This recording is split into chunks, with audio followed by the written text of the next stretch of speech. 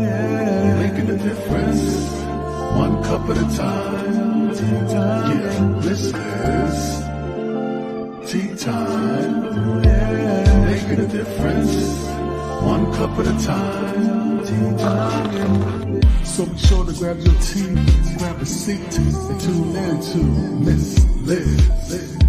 Tea time, making a difference, one cup at a time. Tea time, yeah. Tea time, time.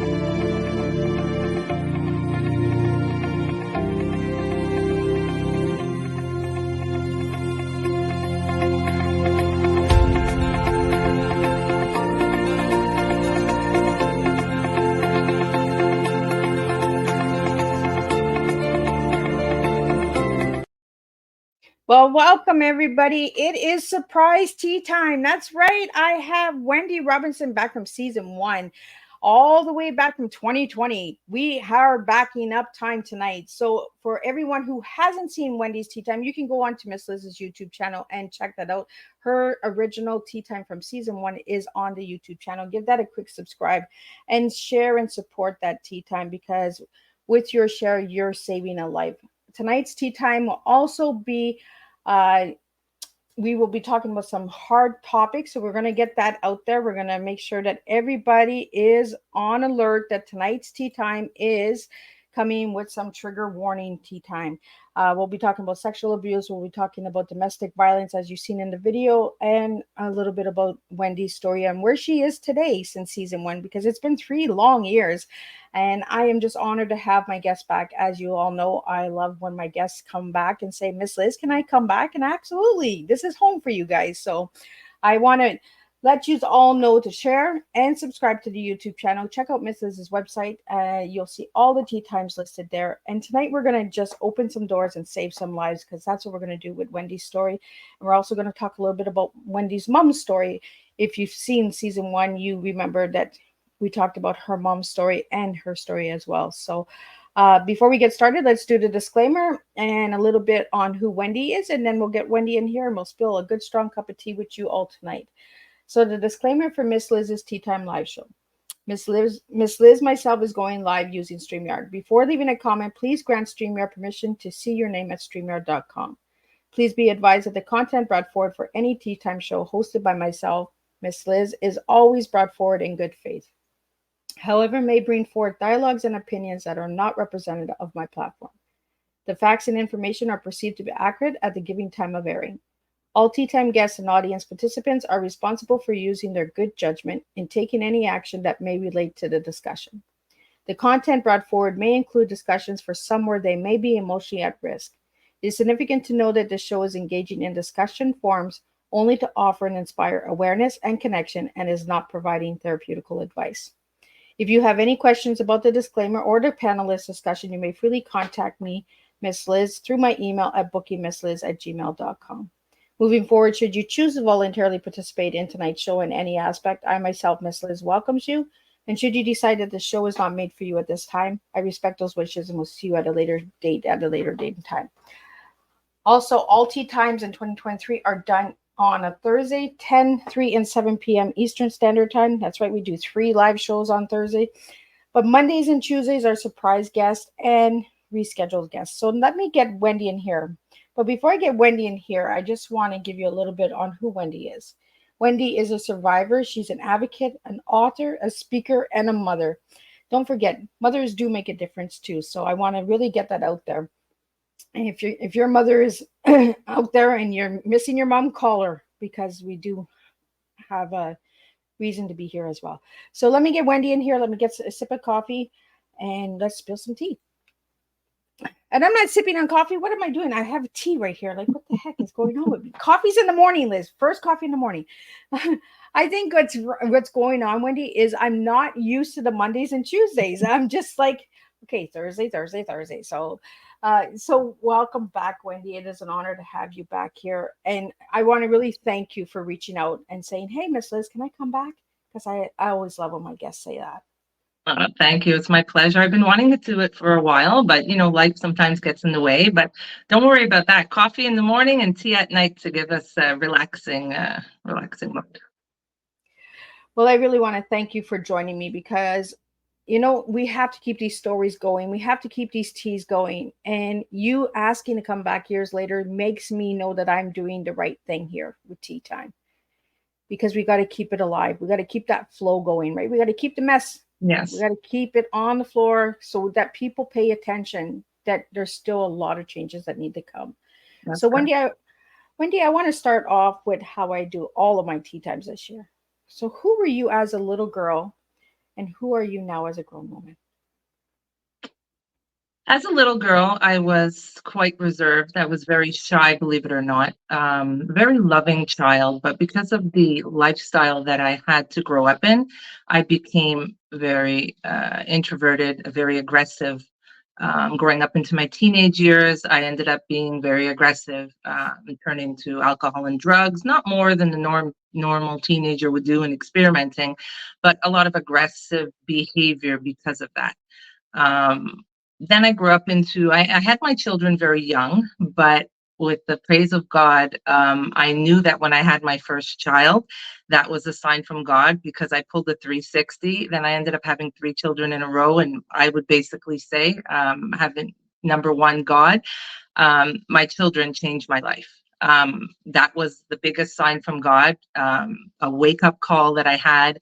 Then I started going to a lot of therapy and changing my life forever. And as I grew more and raised my children and got out of abusive relationships, went to therapy, then I was fully able to realize the reason why I was doing these things, why I acted the way I did as a child, why it wasn't my fault, why I acted the way I did and chose and allowed certain relationships and men come into my life. And then finally, after years of therapy and through life experience, now I can fully be more authentic to myself for who I am and stand up for myself and not accept what I accepted before. So now I've come back to the loving Wendy, the calming Wendy, the person who I was when I was a very young child. I was able to be, but only through all of the hardships and the life experiences that I lived, right?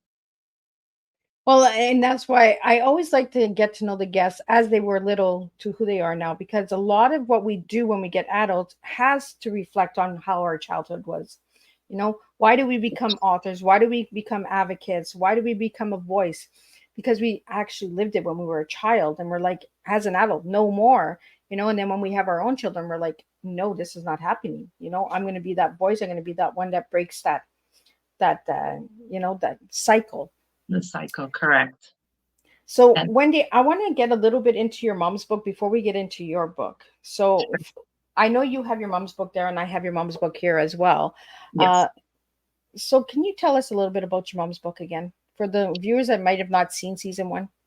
Of course. Marriage of Deceit is a book that my mother wanted to write for over 30 years. She only wrote the book once my father passed away because she was too afraid that he would kill her if she wrote about something while he was living. The intensity in the book of how my dad was a bigamist. My dad was very violent. And, a lot of the times people would say, well, he must have been on drugs or he must have been on alcohol. He was just, in my opinion, he was just pure evil. My father never took any drugs except maybe Valium to calm him down, but that did not help. My father had legal guns in the house that he would point to my mother's head on a daily basis. So my mother felt the need after 30 years, when my dad finally passed away, to write of the abuse, because it was a story that was completely unbelievable. And the fact that my mother survived still to this day, that she's alive, is basically a miracle. So she wanted to help as many people as she could with a story like this, because back in the day, when, in the 50s and the 60s, there were no shelters, there was no help. I mean, you just took the abuse, and it was just seemed to be the norm. And the main goal was to get married and have children, and you were an embarrassment if you didn't. So my mother wanted to write this book to help as many people as she can, to let them know the signs of abuse, and basically live through the stories. So once my mom decided to do that, it was funny, because at a young age of 9 years old, I knew that I was going to tell my story. I just knew that I was going to tell my story. Out of all the days that I used to sit by the river and talk to God by myself, I knew that I had to get this story out. So after I helped my mother get her book out, I was able to, I helped her get the book out in 2020, and then I knew I was going to write my story. So my mother had her reasons for writing her story to help people, but my book, for Through My Eyes, it's exactly what the cover is, exactly what is in the book. A lot of people see the parents, they read books of domestic abuse about the husbands battering them, even sometimes, the wives are battering, but they don't get to see the version of the child. When the child runs out of the house, when the child is crying at night, the parents think that because the child is asleep, the parents think because the child ran out of the house, that the child is saved. The child is not saved, and the child goes through so many things that the parent doesn't even know, that I needed to write a book to show my side of the story. So Wendy, growing up, I have a question for you. Was your mom the type of mom that said, I have to stay together to keep my family together, so the kids are happy, we have to play the happy home? Because a lot of us, I know myself as well, as a woman from domestic violence, is I always said, well, I have to keep my family together for my kids. My kids need a mom and a dad. Doesn't matter what daddy's doing to mommy. We just got to keep the family together. Was your mom like that, Wendy? She was like that in the beginning, yes, but she was just so afraid of my father, that she just normalized it afterwards. But yes, I would have to say that yes, she was exactly like that in the beginning. Yes. So, Wendy, growing up like that, did you find yourself falling into those types of men? I did. I had a very long relationship with my children's father for 20 years.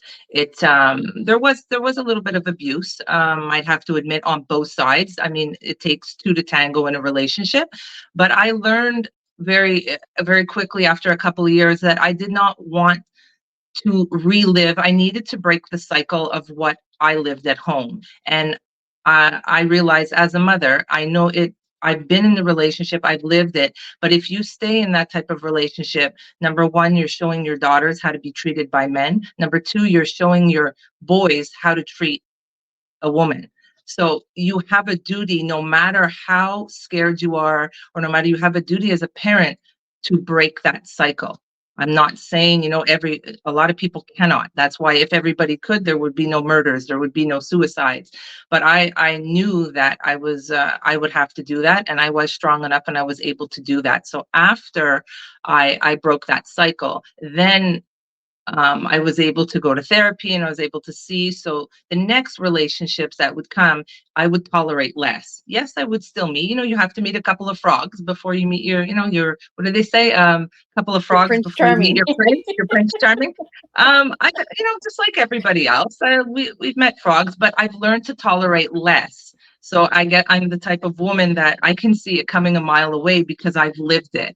So I will go on, instead of dating, say 6 months, it'll be like 3 weeks. So I'm learning. And I mean, there are still great men and great women out there. It's just, you have to be very selective.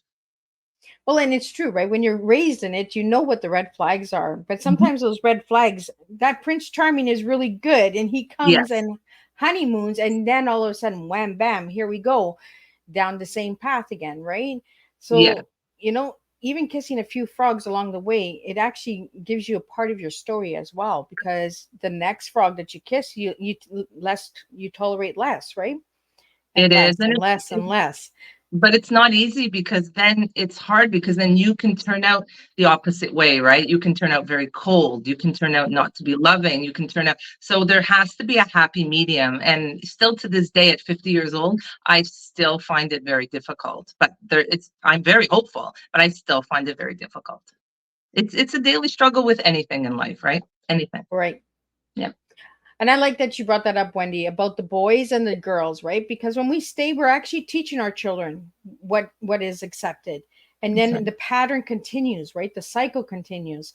And as a mom and having a son and daughters, we have to be that example and say, you know what, we're scared, but we got to just move. We just got to get out of this. Yeah. So there's something in the back of your mom's book that I would like you to read. It's the top. I just want you to read it out from your voice. The first two lines. Daddy, daddy, just kill me were the words that came out of Wayne's mouth. Do you want to tell us what that means? Yes. So my brother Wayne, I grew up with four brothers. While the abuse was going on, I actually had three brothers. My oldest brother was Mark, Sean, and then Wayne, and then there was myself. My brother Keith was not born yet. He was born later on, but during this time he was not born. So Wayne was the one who got into the most trouble. You'll read in the book, I won't spoil it, but my brother Wayne got shot by the police when he was 17 years old. He was into a lot of crime. He stole cars, he did B&Es, broken entries, credit card theft, which he learned from my dad. So he was into fast money from the time he was young. So he got the beatings the most in the family. And I came to a point where there was one day that my father, it was the usual. My mother would, it would be around supper time. My dad would not like the meal, or I'm not sure. And whatever triggered him, he would flip over the kitchen table and then drag my mother across by her hair with a gun pointed to her head, tell her to clean it up. And at one point, my brother Wayne was giving trouble. So my father had gone into the room where he was, or chased him in the room. But I remember, because every time this used to happen in the house, what I used to do is run to a corner of the house, and then I would listen to see how it would transpire, to see if I would need to leave the house or not. So I would always wait, and then if it really escalated, I would take off and sleep at a friend's house. So this was a daily for me. I was living in fear daily. So at one point, he put the gun to my brother's head, and my brother couldn't take it anymore, because every day he would smash his head against a wall, tell him to go to the grocery store. And my brother was very lippy, very mouthy. He would tell him to F off, do it yourself, call him fat boy, whatever Wayne was very, very lippy. So at this point, he couldn't take it. So he yelled out, just kill me. He said, just kill me. I can't take it anymore. And it was so heartbreaking. My brother was, at that point when he did that, I think he was maybe 9 or 10 years old. Wow. Yeah. And then my dad just pushed him away. And then I ran out the house. But that sentence was from that time when he did that to my brother. The reason that I got you to read that is because I want people to know the impact of these books. These stories get pushed down at the bottom of the books out there.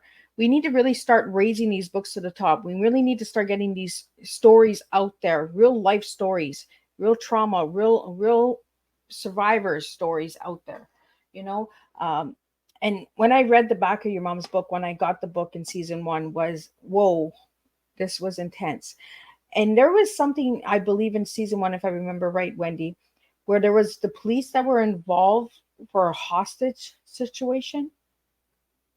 Yes, there was a lot of times where the police were involved with my dad, but at one point, the hostage situation was when I had a fight. This was the last straw, as they call it, before we went to the shelter, how my mother finally left my dad.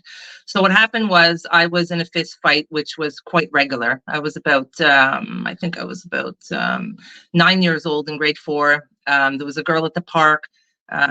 She had pissed me off, so I beat her up at the park. Then her sister chased me home, and I ran up the stairs, and then she kept ringing the doorbell, and then she wouldn't stop ringing the doorbell. She was screaming at the door that she wanted to fight me. And then my 2-year-old brother Keith, who was just born, was screaming and screaming. And my father was like, control that kid, control that kid. He wouldn't stop screaming. So my dad ended up kicking my brother in the, now you have to imagine, my dad is 350 pounds, 6'4". My brother Keith is 2 years old. So maybe he's 30 pounds, I give or take. And he threw him on the ground and he started kicking him in the ribs. So that's when my mother finally lost it. She never hit my father because she was too afraid of him, but she slapped him across the face. So at that point, my father dragged my mother. I ran out the house because I heard the arguing. So I ran out the back doors. I usually did. And I was looking because I heard my mother screaming. I heard a high pitched scream, like the whole street could hear the scream. So when I looked, because I usually ran across the street to my neighbor's house and had them call the police. But when I heard my mother screaming, it sounded like she was outside. So I looked, and my father had my mother on the third-story balcony, hanging upside down by her feet, threatening to drop her from the balcony because she slapped him in the face.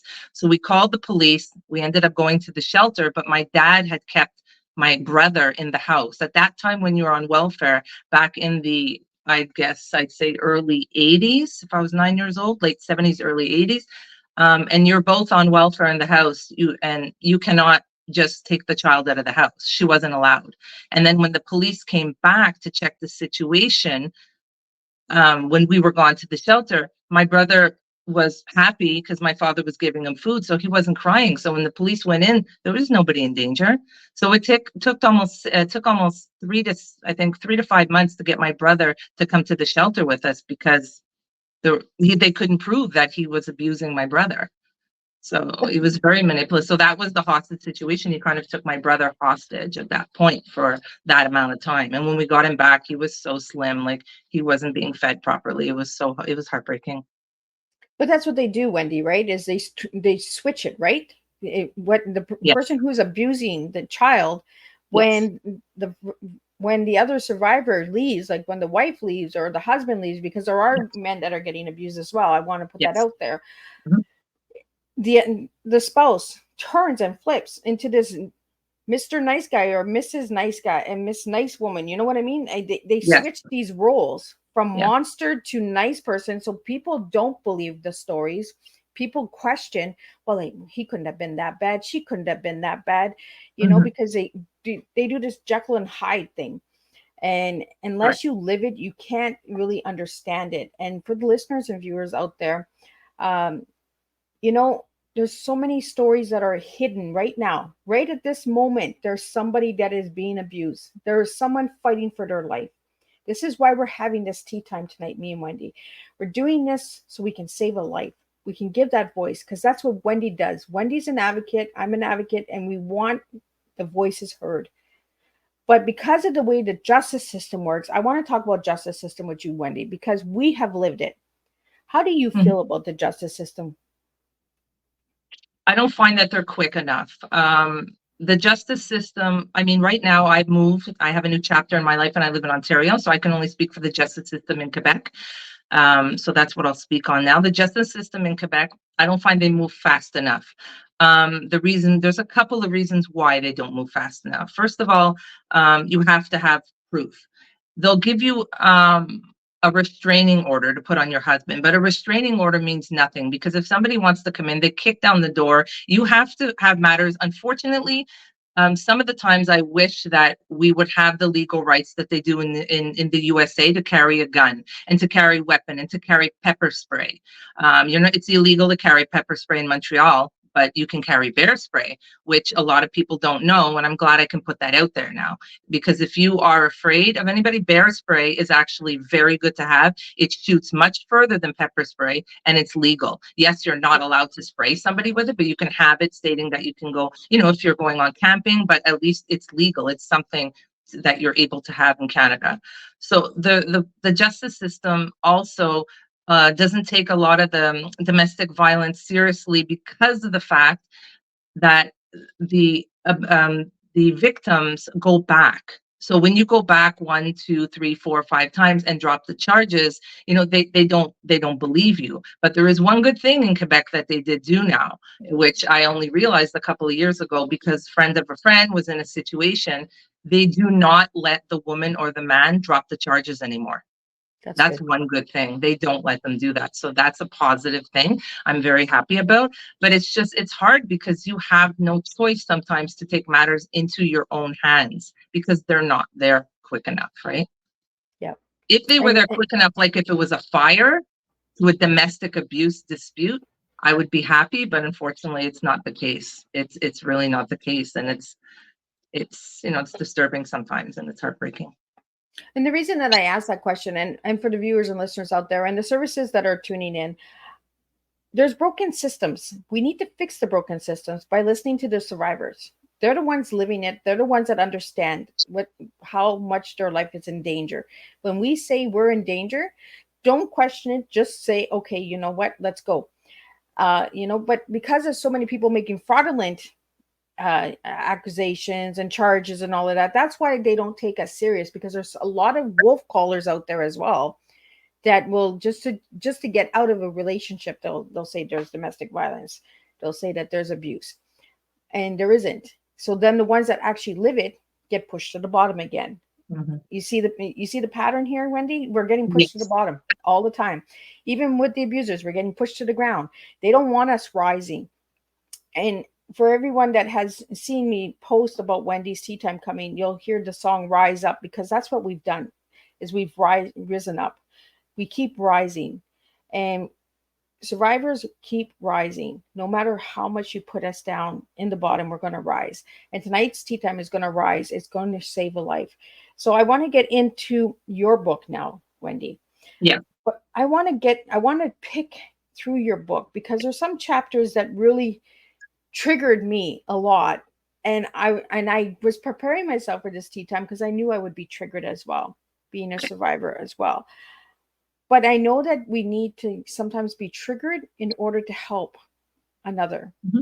So I want to get into your book, how you picked the title, Through My Eyes. I want to do that first. How did you pick that title? Perfect. Through my eyes, I actually knew, like I had mentioned to you, because there were a lot of nights I was on the street since I was about 4 years old. I had a lot of friends. I made sure that I had a lot of friends. I was a street kid. I was into sports a lot my whole life. I was into sports. So I made sure that the minute there was an argument going on in my house, I know that I would have a safe place to go. So starting from the age of 4, I collected friends. I collected friends from all different ethnic backgrounds. And the older I got, the more friends I had. So just say, like, if you're teenagers, I would have a group of my skateboarding friends. Then I would have my preppy friends. Then I would have my friends I would go to, like I would have all different groups of friends. So if one wasn't available, I would call on the other to make sure I had a safe place to go when that happened. So through my eyes, when I was young, I knew I would spend a lot of time at the river. I loved weeping willow trees. I would just sit there by the water. That would give me calmness. And I thought about the name, and Through My Eyes came to me very quickly, because that's exactly what it is. I want everybody to read the story, and it's through my eyes. It's what I've lived. So how old were you when you started to want to share your story, Wendy? 9 years old. So, and how old were you Yes. when you wrote this book? I wrote it in 2020. So it was 3 years ago. So I was 47. And it took me between 6 and 8 months to write the whole book.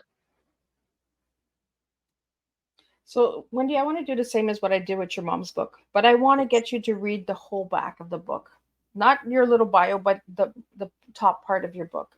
I want Yes. the viewers and listeners to hear your voice. Okay. A slam of the door, the cocking of his gun, and a cry for help that no one would hear. This man who called himself my father was pure evil, evidently straight from hell. The reality of our life and the only way to live it was in survival mode. I knew he never wanted us. It showed in his abuse, his threats, and his constant insults. Why didn't he just leave? Actions always speak louder than words, and the seldom sweet words he used. I apologize. And the seldom sweet words he used to sneak his way back in the home after he was released from jail were disturbing. My father made everyone's life a living hell, which has scarred us all to this very day. Any type of domestic abuse has long lasting, if not permanent, negative effects on oneself. Even if we don't realize it, it is something that should be taken very seriously Getting help and speaking out has tremendous positive effects on recovery. Through My Eyes will reveal the secrets which were suppressed for many years, the sad facts about what really went on behind closed doors, and the testimony of the life we lived. Thank you so much for sharing that, Wendy. I want to get the phrase behind closed doors. What does it mean to you, Wendy? Closed doors to me means sadness. It means no hope. It means nobody can hear you. It means nobody cares.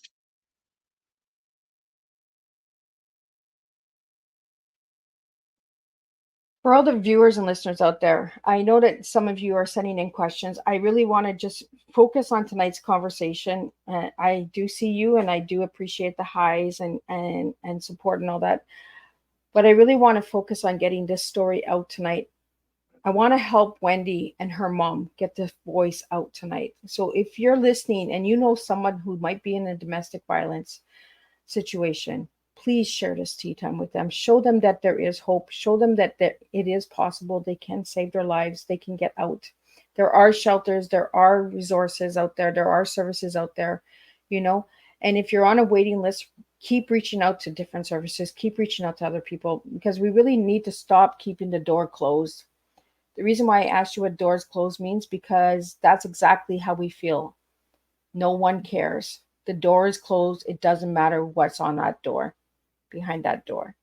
Nobody's listening. So we need to start opening that door. And tonight, that's what I want to do, is I want to push this tea time out. I want everyone to share this tea time. If you're working in a service with domestic violence, share this tea time with your group. If you need Wendy to come and speak and share her books with your group and that, come and reach out to us. We really need to start focusing on getting these doors open. We need to really start making differences in our lives. And this is what this podcast is here for, is to open and save a life. This tea time is not here just to have a conversation. It is to open doors and make a difference. If you check out Miss Liz's platform, it says making a difference. And this is how we make a difference, by hearing people's stories, by hearing why they do what they do. So, Wendy, I read something at the beginning of the book about how you felt about your mom. Mm-hmm. I want to talk about the mom's relationship, how you felt as a little girl growing up in this situation. Did you guys have a close relationship? In the beginning, I had a very close relationship with my mother. As time went on, as a child, and I started noticing that she wasn't doing, like about 6, 7, 8 years old, that she wasn't doing anything, in my view, always taking my dad back and always, having him come back. There were times that he was in jail and I was forced to write letters, welcome home, when I never wanted him home. And then she wasn't listening to me. I started to rebel against my mother. And the older I got, the more that I started rebelling against my mother, because I was very, very angry that she never left my dad. So the older that I got, the more, unfortunately, I started to rebel against her. So, Wendy, I want you to turn to page 6 on your book. And then I want you to read the last paragraph on page 6.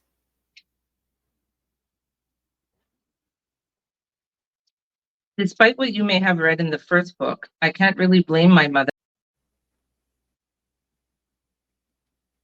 Young, understand what she went through. I'm going to get you to do it again, because for some reason you popped off and popped in. So I'm not sure what happened there. Oh. Okay. Despite what you may have read in the first book, I cannot blame my mother, as she was young and in love. Anyone who was once young and in love can understand what she went through. With you realizing that, what you putting that in your book is, at the beginning of the book, you're stating, okay, Mom, I got it. You were in love, but still, it wasn't fair for us kids growing up. Yes, I understand it now, because I went through the therapy and understand what you went through. But this, I wrote that only because I understand that now as an adult and having gone through everything that I did in the therapy. But back then, absolutely, that was not the case. And that's the thing, right? Because my children will even say, "Mom, you could have left at any time. You weren't doing it for us. You were doing it for you." And sometimes we have to look back and say, maybe I was. Maybe I wanted to save my marriage. Maybe I wanted to, we have to really look within and try and understand the situation, right? And Yeah. I wanted you to read that because I want a lot of the viewers out there to understand that sometimes us moms, we don't make the best choices. You know, we're young and in love, and we do stupid things, and we just think, oh, well, we can fix them, right? We can fix the broken. We're the nurturers, right? We want to fix everything. So, Wendy, I want you to turn to page 11, and I want you to read what's on page 11. So this is a quote by Charles Bukowski. It states, "Too often, the only escape is sleep." Now, do you want to explain that quote? I do. Because of all the hardships that I was going through, there were times in my young age, between the ages of, I'd have to say, after I was molested by my brother, the ages between, I'd say, about 9 to 13, I actually contemplated suicide because I didn't think nobody would listen to me. I never did anything to hurt myself at all, ever. I just engulfed myself in sports. But there were times where I contemplated it. And then when I contemplated it, I was getting depressed. And then all I would do was just sleep. The reason that I got you to read that is because I'm going to get you to jump to page 45 now. And I want you to read what's on page 45. It's another quote by Shahida Arabi. "A child that is being abused by its parents doesn't stop loving its parents, it stops loving itself." So, what does that quote mean to you? So that means, because of the fact that I was being abused by my dad, yes, I hated my dad, but in reality, I hated myself, because you blame yourself at some point. I never directly blamed myself for that, but in the end, it's like you stop loving yourself, and you see it in ways. You don't necessarily have to harm yourself by stop loving yourself. It's the way that you take care of yourself. It's what you allow in your life later on. It's your eating habits, what you accept. There's a lot of different ways that you cannot love yourself besides the evidence of showing depression or harming yourself. There's a lot of different ways, and as a young child, that's what I experienced. And as an adult, an early young adult, I noticed that. So I thought that quote was it was pretty perfect for the book. I really like that you have these quotes. And the reason why I'm getting you to read the quotes is because I want people to go buy the book. I'm not going to get you to read the chapters. I'm not going to get you to read all the. I want people to go out and get the book. So if anybody wants to grab a book, you can get the book straight from Wendy. You'll see it in the description, and you'll see it on the screen as we're doing tonight's broadcast, her Facebook. You can reach out directly to her and you can get your copy, and you can actually connect with Wendy. The reason that we're doing it that way is because we really want to just get this book out. We really want to get these stories out. But I want to get into the abuse, because there was domestic abuse, but there wasn't only domestic abuse in your life. There was sexual abuse. Yes. So, and that's still a taboo out there. We're not speaking enough about sexual abuse, children being abused. So can you share a little bit on that for us? I can. My book, I contemplated a lot with my book on how I was going to mention the sexual abuse, because for any author, you have to be very careful for the way that you mentioned it, especially if it's a family member. You have to reach out to to lawyers, just to make sure, can he sue me or she sue me, or what's happening, or what am I allowed to say or not say. So, I, at one point, for therapeutic reasons, I actually went into quite detailed information on what happened with the abuse, but then I erased it, and I had to ask myself, what is the point of you writing this, right? Like, do you want to shame the family member, or what is the point of really reading this? So then I had changed my view on it, and it was just more the fact to let everybody know that this happens way too often. sexual abuse within a family member. In my case, you can't really, if you read the book, you will understand who it is. I'm not going to give away who it is. It is a family member. It's not my father. It was not my father. But for the reasons of that, it's just too taboo. It's like people will think it's normal. They'll be like, oh yeah, you know what happened back in the day, it happens to every family. It's just, that's just the way it is. But it's not just the way it is. You know, your brother or your father, your uncle, they should not be touching your private parts. They should not be kissing you. They should not be acting like your boyfriend. You know, that's not love. That's not what love is. And you know, when you're young Well, and and when it you're, really, and it, oh, I think she's frozen. It, are you there? yeah, I'm here. Yep. Yeah, Can you you hear? froze for a second. Oh, okay. I'm not sure what. Yeah, technical issues, right? But that's not going to stop us. We're still going to continue on.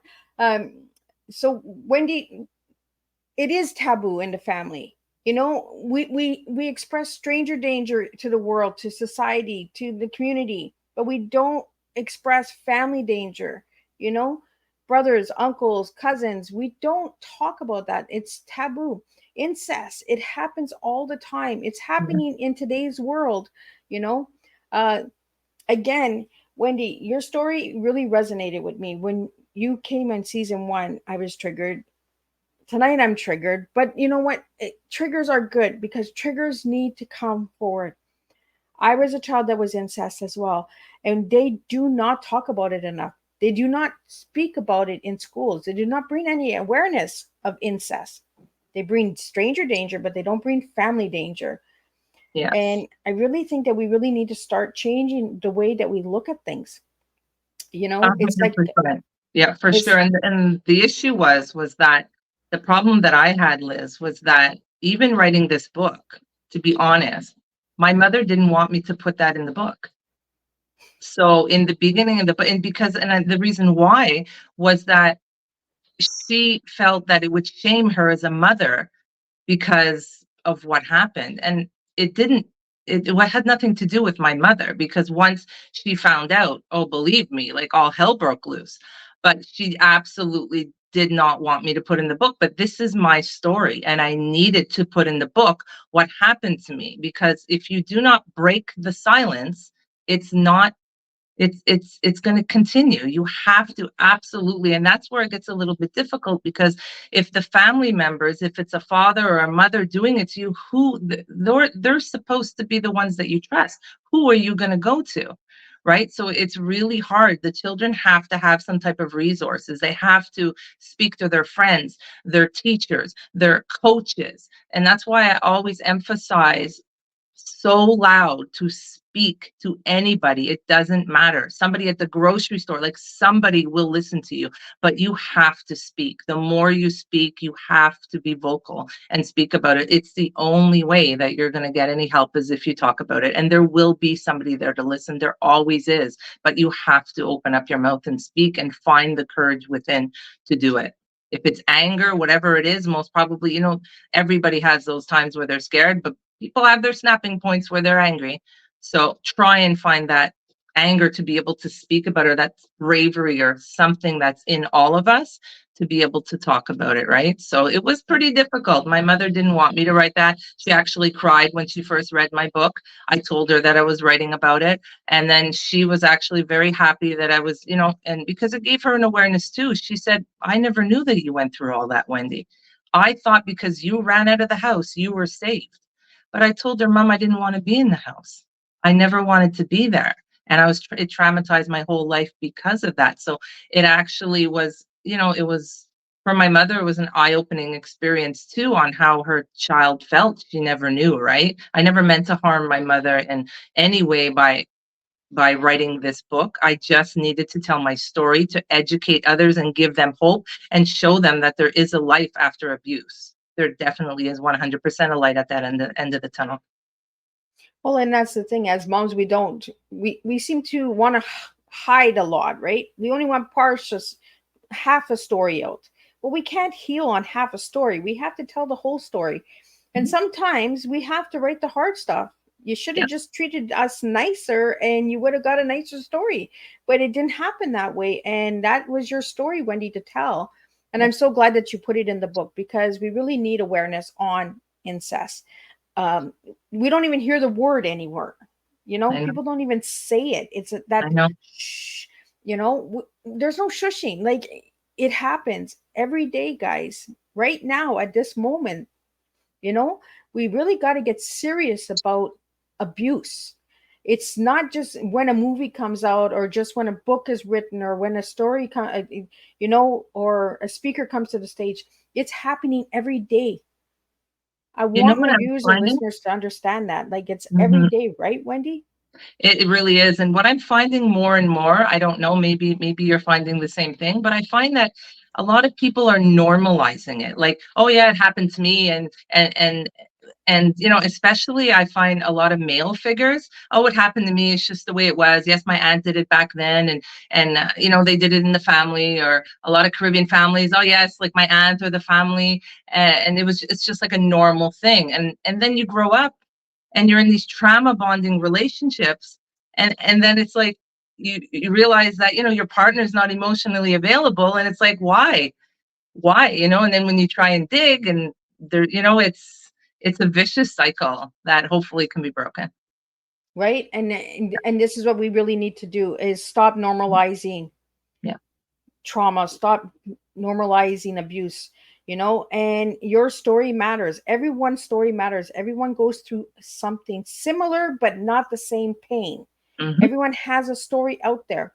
Everyone can make a difference when we start using our voices for a change, not to come and attack. Because a lot of people will say, oh, well, you wrote your story just to hurt this person, or you wrote your story to hurt that person, or, you know, a lot of people don't write stories to hurt people. They actually write to heal. Is that what you did, Wendy? 100%. That's what I did. And I have a lot when I had sold, so like I had moved, like I mentioned, now I'm on a new journey. I'm in Ontario now, but with Le Parado, the shelter that I was supporting in Montreal, I say I raised over $10,000 for them.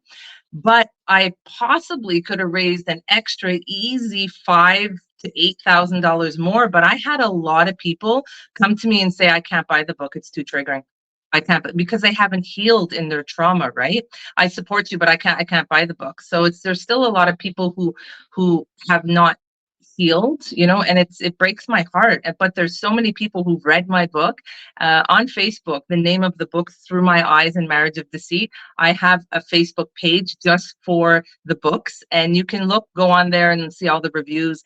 I've had people who wanted to call me and have conversations and tell them how much I've helped them and gave them the courage to leave their partner, or to tell this, or to speak to their child, or to go to therapy. So just one life. Like my goal was just to help one person, and help the shelter as well. You know, the main goal for these two books, the long, like the goal that I wanted, the end result was to have these two books made into movies, so they can be on a larger scale, that we're able to help the women's shelter. Right now, I'm aiding Safe Haven. It's the oldest shelter in Canada, women's shelter and homeless shelter in Canada. So I am raising money for them since I'm now in Ontario. But that's always been the main goal, to get it on a larger scale, so I'm able to help more people. And I think that's how I don't make money from the books, like from the ebooks, like the way I have to print the books. It's not about that. It never was. I mean, the amount of books that I've donated and give away, it's just to be able to help someone. Like the job, I'm still in transportation. I work for Mazda Canada, customer service, helping people. That's my nature. That's who I am. I'll do that for the rest of my life. well, Wendy, and that's the thing, right? People that think that people get rich writing books, you don't. Write a book and you'll see for yourself. You do not make money writing books. Yeah. There's Just so to much that you publish it have to costs thousands. invest. Yeah, just to publish it costs thousands. So no, it's not. Yeah. But it's so So, liberating to be able to tell your story and to be able to be heard, right? It's like nothing else in this world. So V. Bruce, I'll share your comment if you're okay with sharing it. I won't put it up until you tell me that you're okay. Just put okay in the comment section, and then I will share the comment that you put about your uncle. But if you're not okay, I will not put it up. I do want to respect anybody that is out there that is a survivor of any form of abuse out there. Um, and I really want to thank the viewers and listeners for tuning in tonight, and just giving the feedback and saying, what, Miss Liz, keep pushing, keep pushing. When my viewers tell me to keep pushing, it's because they know that I'm gonna dig deep and I'm gonna go raw and that. So I'm just gonna share what V Bruce has shared here in the comment section with you, Wendy. He wrote, I had an uncle that tried to abuse me. After abusing my sister, he said I'll be the daddy, you be the mommy. And he said, thank God I said no. There's so much sickness in family that we do not speak about. There is so many broken families out there that hide in a shame, and because of society saying, what, it's your family member, just let it go. It's just your uncle, it's just your cousin, they were Mhm. just being friendly with you, they just Mhm. wanted to give you Mhm. love. you Yeah. know Yeah. that's how we love in this house. There's so many of those Oh, things yeah. out there. Yeah. And I really want to thank you, Wendy, for bringing your story to the table, and still saying, hear my story, hear my voice. You know, um, Wendy, I wanna do a little wrap up with you, and I want to lighten it up before we close it because we have talked about a lot of heavy stuff tonight. So we're going Perfect. to get into a little bit, but before we wrap up, I just want you to read what's on 186. Okay. Ready.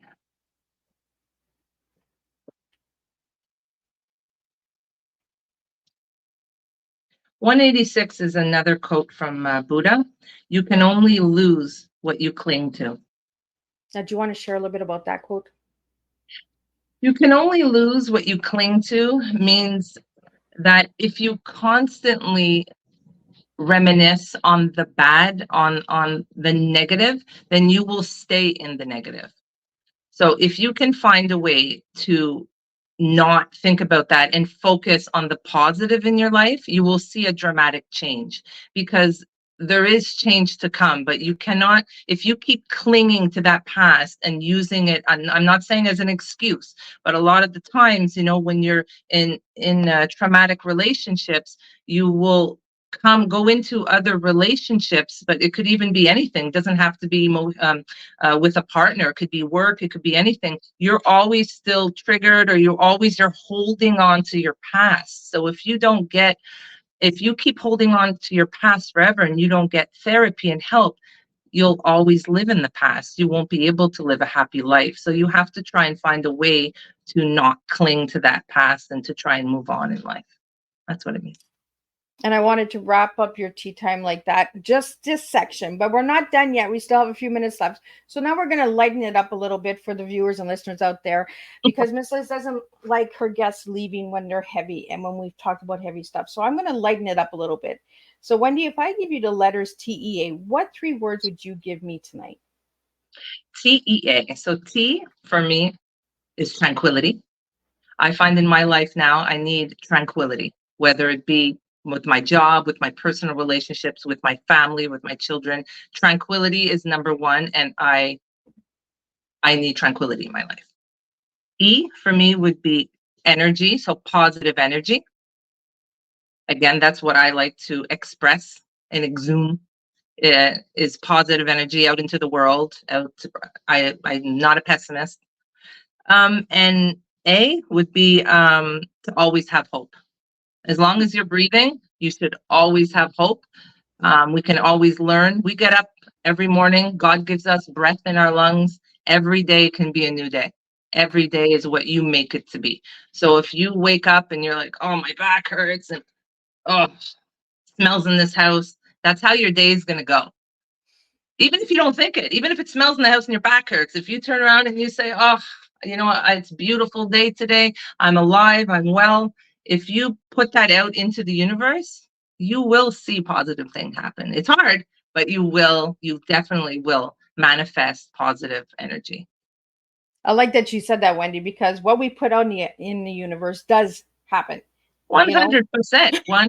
100%. So you might wake up with that stiffness in the back, but if you say it's going to be a beautiful day, you're going to still have that stiffness in the back, but you're going to have a Yeah, beautiful day. you will.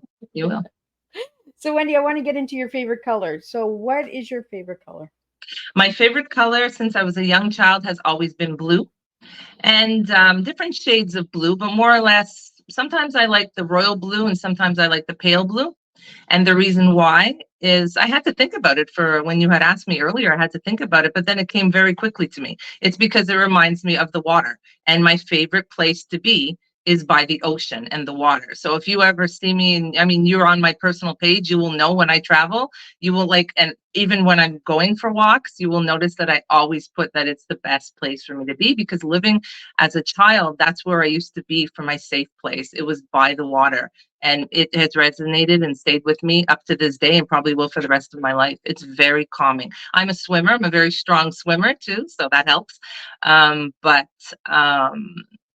it's blue for the water. I kind of figured it would have been blue because you were a swimmer. I was like, she's gonna go for water. She's something to do with the water. I was just like, so Wendy, I also asked you to give me one word to describe yourself as an individual, and you gave me energetic. Mm-hmm. So Energetic. I just wanted to finish on the blue in the water and the swimming. Hold on, I lost my train of thought now. no, that's okay. Um, Go ahead. I totally lost my train of thought, but and we'll go back there. Energetic is because I just find that every day I wake up like I'm a ball of energy. If you speak to any one of my friends, they will say Wendy, even when she was young, even though I used to get in trouble, I was like the person to go to. You want to have fun, go see Wendy. You want to get in trouble, go see Wendy. You want to have a good party, go see Wendy. I was very outgoing, always loud, outgoing. And it wasn't to get attention. It was just that was my character. And that will always be my character. So it's either you love me or you don't. You take me as I am, and that's it. I like it. It's just like the water. That's the way the waves flow. That's that's the way the ball bounces. Yeah. You know, we just never realize how much our stories actually make a difference in someone's life. Like tonight, we have a commenter in the studio with us, V. Bruce. I'm guessing that he knows you, or he might know me. I'm not sure. Um, but I really want to just thank somebody for opening up and sharing their stories. See, by you sharing your story tonight, he was able to share his story. And I did see the comment about your sister. If you want to reach out again, V. Bruce, after the show and that, we can all discuss and have a good conversation, have a cup of tea all together. It doesn't always have to be a podcast. If you need to talk to Miss Liz, you can always reach out to me and I can sit and have a cup of tea with you and we can have a one-on-one because I do that as well. I really want to thank you, Wendy, for sharing your mom's story, for sharing your story, and for sharing a story for someone out there that needs a story. My pleasure. So I want to wrap it up with your final words. So for the final words that you have for all the viewers out there tonight. I just want to thank you for bringing me on the show tonight to be able to give the updates of what's happening now in my life. As I mentioned, I moved to Ontario, so I am looking for different companies to collaborate with, like more schools, maybe universities, group homes, different types of shelters, to be able to get the books out to those in need, so they can read them and maybe get some type of confidence, or just in general to educate on this crucial subject. So I'm very, very grateful, and I just wanted to let everybody know that it doesn't matter, as long as you're living, it doesn't matter how. We are all broken. Everybody will say, oh, you're broken, you're broken. Everybody is broken, and it doesn't matter if you're broken. You are living, you are human, you deserve to be loved, you deserve happiness and tranquility in your life. So as long as you are breathing, there's always room for change and for you to better yourself. We all make mistakes. We still do. We're human. That's what human is. So I just want to let everybody know that, I never considered myself an author. People keep asking me, are you going to write another book? You're going to write this, you're going to write that. And how easy it came to me. Who knows? I may not. I'm not too sure, but my focus is really, really to try and get these books out so I can help as many people as possible while helping the shelters, because each book I donate, whether it be the ebook or whether it be the soft covers, I'm donating $5 a book to the women's shelter. So we're able to help them, right? So, and I'm very open to collaborate, not just with Street Haven. I'm very open to collaborate with many different communities, and I will still do the same $5 a book to any community or any company or, you know, that comes and would like to collaborate with me. I still do the same thing. It doesn't matter where you live. Well, thank you so much, Wendy. And it was a pleasure to see you after all these years. I know. You know, it's great. always nice to catch up with my guests after a couple of years. And it's been 3 long years. For anybody who would like to know more about these tea times, check out Miss Liz's YouTube channel or my website at www.misslizsteatimes. I will be back tomorrow for a second rescheduled tea time, this time with Jacqueline Wales from Scotland. And we'll be talking about Fearless. So we got some personal transformations going on this week. And then we'll be back on Thursday with 3 tea times, all from the United States. We have John Callis coming in. Then we have Radavia Rome coming in, and then we have Bob Brill coming. So there are going to be 3 different topics, 3 different TEAs. So tune in for that. And again, I want to thank everybody for tuning in, and I will see everybody tomorrow at 2 p.m. Eastern Standard Time for the next rescheduled tea time.